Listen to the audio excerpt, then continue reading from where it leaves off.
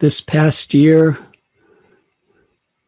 many of us, along with hard and difficult and painful times, have experienced very enjoyable, pleasurable, prosperous times.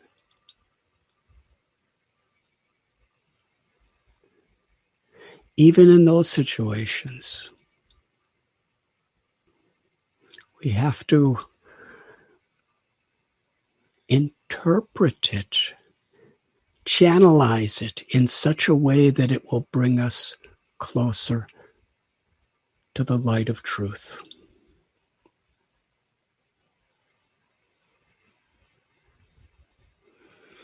In order to make spiritual progress, in order to move toward light from the darkness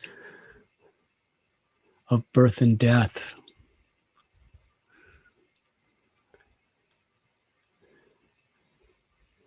it's very important that we make a commitment.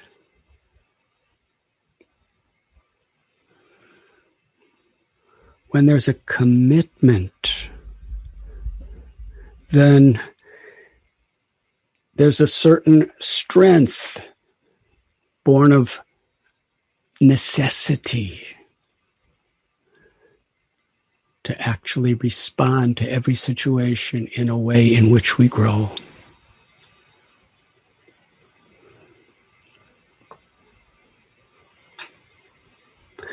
Many of us have made commitments,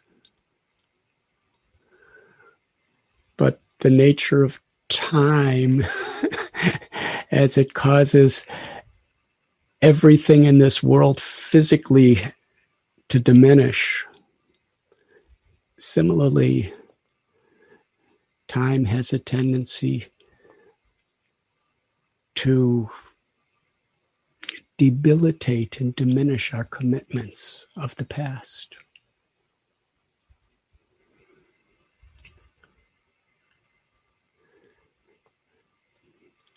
Satsang, association with like-minded spiritual people who are not inclined toward fault-finding or propaganda of bad news, who are not inclined toward discouraging others.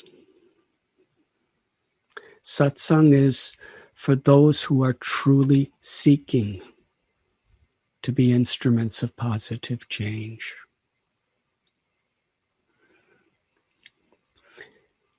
To associate with people who help us in this way to overcome our negative tendencies is essential, because in that association we refresh our commitments. We strengthen and invigorate our commitments on the path of devotional service, on the path of truth.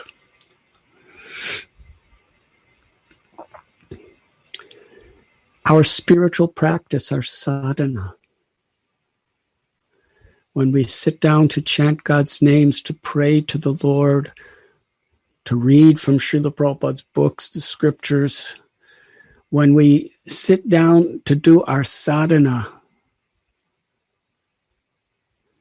while we're dancing during the Mangalarti,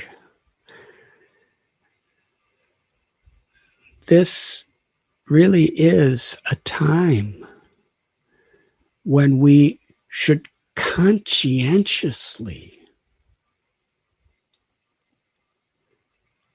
nourish our spiritual commitments.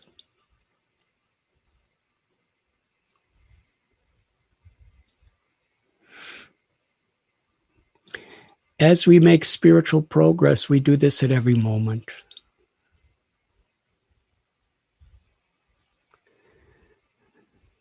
But at least we should try to do it every day.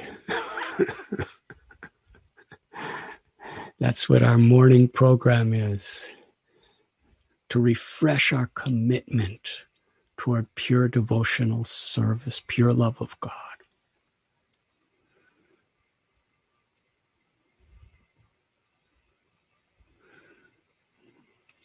And this New Year's Day is in truth an opportunity to commit ourselves to making that commitment every day.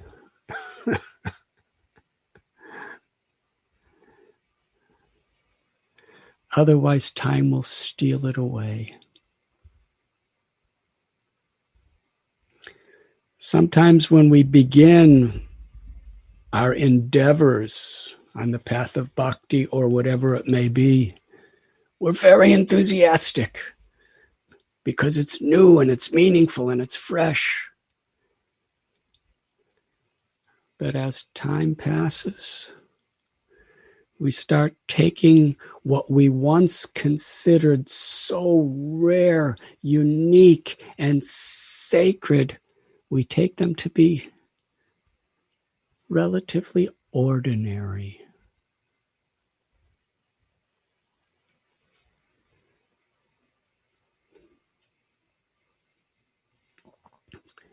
And when we lose our scope of the sacredness of what has been given to us by Krishna, by God, then what happens is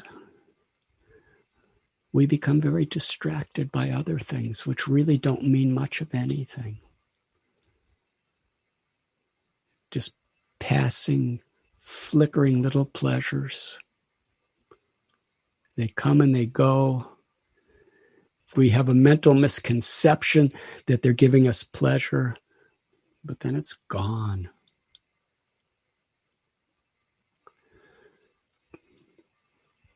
Unless we appreciate the sacredness of the gifts of bhakti, then we'll be distracted by all of these other things.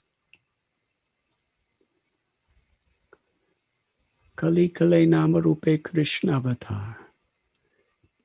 Golokera prema-dhana hari-nāma-saṅkīrtana. The Supreme Lord has descended in names.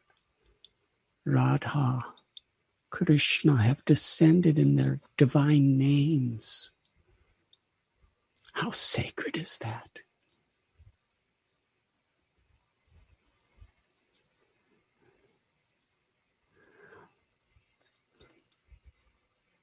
All the wealth and power and fame in this entire world, we cannot take with us at the time of death.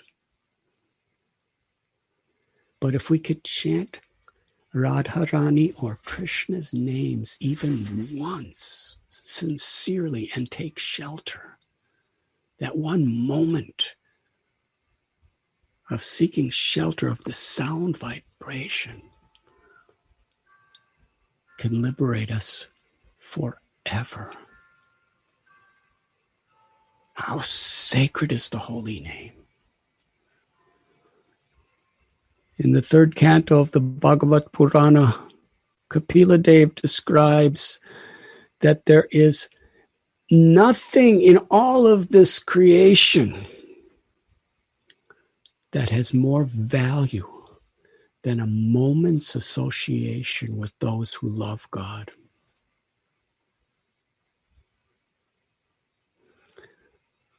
When we hear these things, we refresh our appreciation for what truly is of value.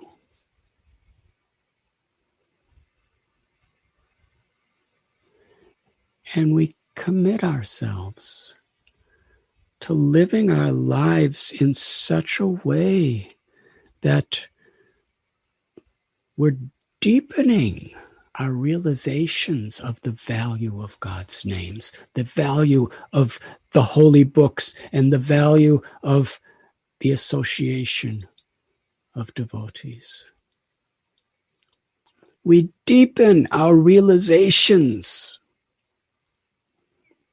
of the value of living a life of service and compassion.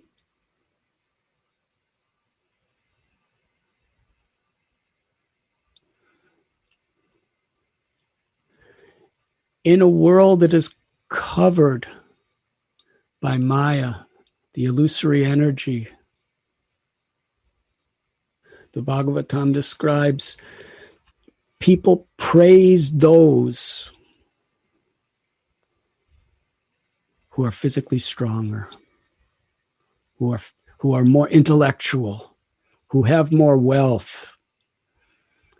Oftentimes people praise those who exert more power and control.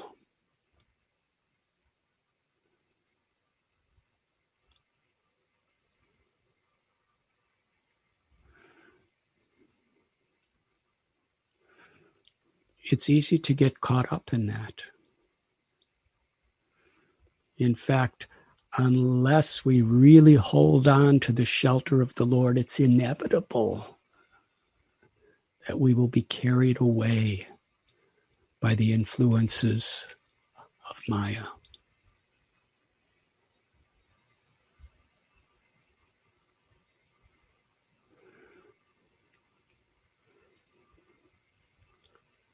Trinadapi sunichena tarot ibasayishnana amani namanadena kirtaniya sadahari. To appreciate a person's humility, forgiveness, tolerance, to appreciate a person who finds joy in offering respect to others and does not demand it for oneself, to appreciate a person who in this spirit takes shelter of the holy names. Mahajano yenagadasa panta. To follow in the footsteps of such people, that is greatness. That is real wealth. You were listening to Radhanath Swami on devotionalnectar.com.